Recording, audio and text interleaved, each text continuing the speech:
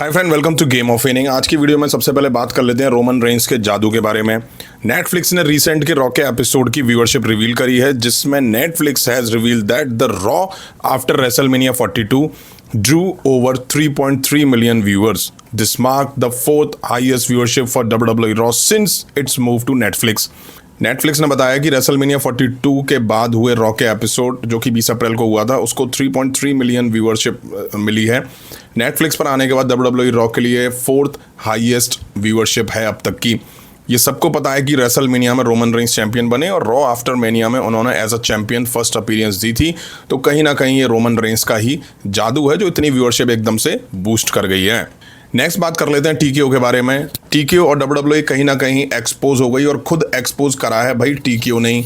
जब से WWE TKO ने लिया है तब से भाई इनका अल्टीमेट ऑब्जेक्टिव यही है, पैसा बनाना, फिर चाहे वो कैसे भी हो, टिकट सेल से, सुपरस्टार को रिलीज़ करके, एडवर्टाइजमेंट ज़्यादा से ज़्यादा करके। बट खुद टीकेओ के सीईओ ने एक और तरीका बताया है। टीकेओ के प्रेसिडेंट और सीईओ मार्क शापिरो ने बताया है कि ट्रिपल एच और निक खान WWE की स्टोरी लाइन में हेल्प के लिए AI का यूज़ कर रहे हैं, मतलब कि आर्टिफिशियल इंटेलिजेंसी का यूज़ कर रहे हैं। निक खान और ट्रिपल एच WWE की स्टोरी लाइन के लिए AI का इस्तेमाल कर रहे हैं, यूज़ कर रहे हैं। कौन सी चीज़ें लोगों को पसंद आ रही हैं, कौन से सुपरस्टार लोगों के बीच फेमस हो रहे हैं, पॉपुलर हो रहे हैं, देश के किन किन पार्ट्स में वो सबसे ज़्यादा पसंद किए जा रहे हैं। इससे जाहिर तौर पर हमें अपने content, editorial, creative mapping, touring में काफ़ी हेल्प मिल रही है। और हाँ, इससे हमारी कमाई भी बढ़ रही है और हम अपने प्रोडक्ट को उन फैंस तक पहुंचा पाते हैं जिन्हें इसकी सबसे ज़्यादा ज़रूरत है। देखा, यहाँ भी कमाई ही बीच में आ गई ना, और एंड में वैसा कमाई निकल ही गई मुँह से। अगर AI स्टोरी लाइन बना रहा है तो फिर राइटर्स की छुट्टी हो जाएगी, फिर वहाँ से भी WWE पैसा बचा पाएगी, क्योंकि राइटर्स का काम जब AI करेगा तो राइटर्स का काम ही क्या हो जाएगा, फिर उनको फायर करना, उनको रिलीज़ करना, उनको जो सैलरी मिल रही है उससे WWE पैसा सेव करेगी।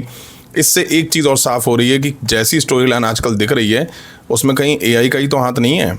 नेक्स्ट बात कर लेते हैं स्मैकडाउन की व्यूअरशिप के बारे में। जिस एपिसोड में हमें अभी कॉडी रूड्स दिखाई दिए थे, वहीं सोलो सिकोआ, MFTs, जैकब फातू के खिलाफ दिखाई दिए थे, ऊसोस भी हमें इस एपिसोड में दिखे थे। The episode of SmackDown after WrestleMania 42 24 अप्रैल का जो एपिसोड था, pull in over 1.26 million viewers, over 3,13,000 viewers down from the previous week. WrestleMania 42 के बाद 24 अप्रैल को जो स्मैकडाउन का एपिसोड हुआ था उसको 1.26 मिलियन व्यूअरशिप मिली है।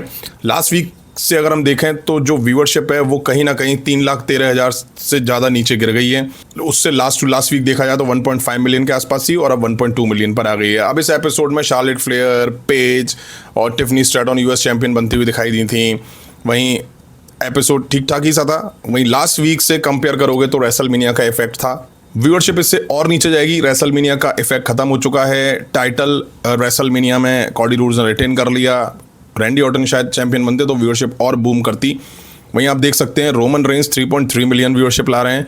कॉडी रूड जो कि चैंपियन है स्मैकडाउन पे, वो 1.26 मिलियन व्यूअरशिप ला रहे हैं। तो आप डिफरेंस क्लियर देख सकते हैं दोनों सुपरस्टार में। नेक्स्ट बात कर लेते हैं रोमन रेंस के वर्ल्ड हैवीवेट चैंपियनशिप के टाइटल रेन में सरप्राइज अपोनेंट के बारे में। जैसा कि रिसेंट में रोमन रेंस जैकब फातू के साथ फ्यूड में दिखाई दे रहे हैं, वहीं उसके बाद गंथर और ओबा फेमी का नाम उनके अपोनेंट के तौर पर सामने आ रहा है। वहीं अब एक सरप्राइज सुपरस्टार का नाम सामने आया है। Bronson Reed is expected to be one of Roman Reigns opponent during his world heavyweight championship reign. Chances ऐसे हैं कि ब्रॉन्सन रीड रोमन रेंस के वर्ल्ड हैवीवेट चैंपियनशिप का जो रेन होगा उसमें एक अपोनेंट के तौर पर होने वाले हैं। आपको बता दूं, ब्रॉन्सन रीड इंजरी की वजह से भी बाहर चल रहे हैं और रोमन रेंस ब्रॉन्सन रीड के बीच पहले भी हम फ्यूड देख चुके हैं, पहले भी हम मैच देख चुके हैं, वो भी तब जब विजन और रोमन रेंस फ्यूड में दिखाई दे रहे थे। अब सवाल ये कि अगर रोमन रेंस ब्रॉन्सन रीड के साथ फ्यूड में आते हैं और इंजरी के बाद ब्रॉन्सन रीड वापस ही WWE में करते हैं और वो विजन को ज्वाइन करते हैं, तो क्या रोमन विजन के साथ फ्यूड में आएंगे? और विजन की फ्यूड सेथ रॉलिंस के साथ भी कहीं ना कहीं चल रही है, स्पेशली ब्रॉन ब्रेकर की।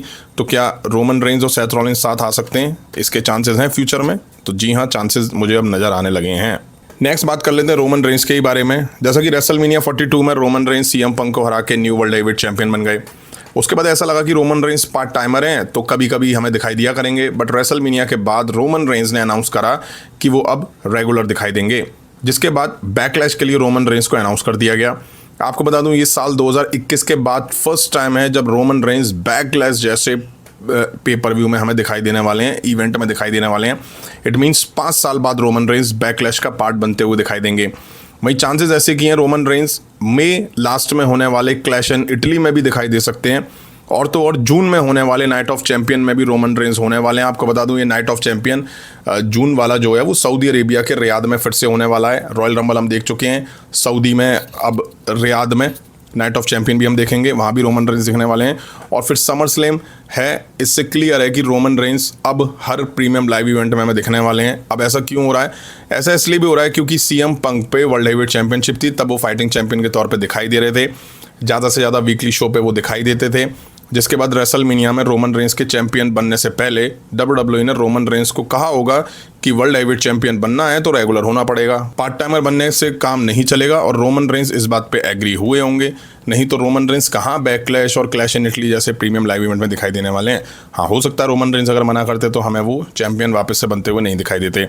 तो फ्रेंड, ये थी WWE से रिलेटेड कुछ इंटरेस्टिंग अपडेट्स। उम्मीद है वीडियो आप सभी ने यहाँ तक देखी होगी। देखिए तो लाइक करें, चैनल पर चैनल को सब्सक्राइब करें। मिलता हूँ जल्दी नेक्स्ट वीडियो में। Thank you.